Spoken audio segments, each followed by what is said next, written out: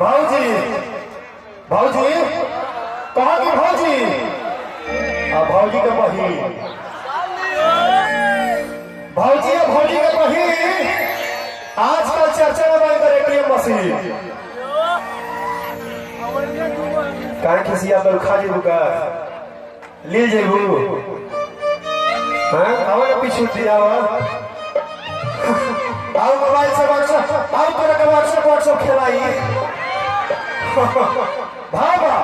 कि ये भाऊजी के सिस्टर भाऊजी का सिस्टर तार कमर ढेर बढ़िया हो गया चाकर में उठ गयो चौतरफा ना हरे भाऊजी के सिस्टर अरे आओ ये भाऊजी के सिस्टर तो हरे पतिला वाला गोल और रात रात भर फोटो देखी अब भाईल बानी पागल हो भाईल बानी पागल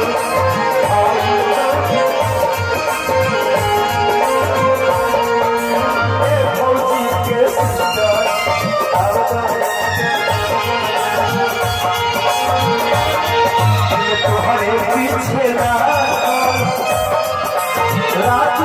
भर सोचते हो भाई पागल हो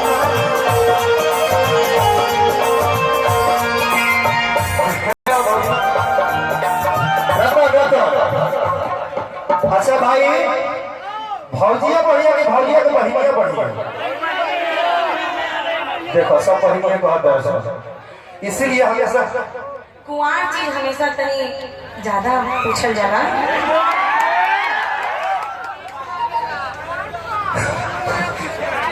हाँ इतार मौसी लगी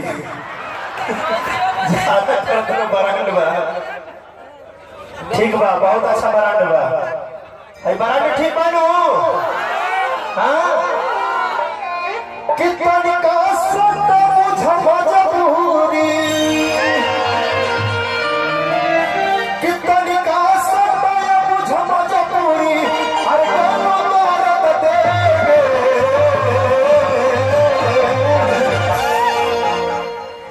मन बिगाड़ के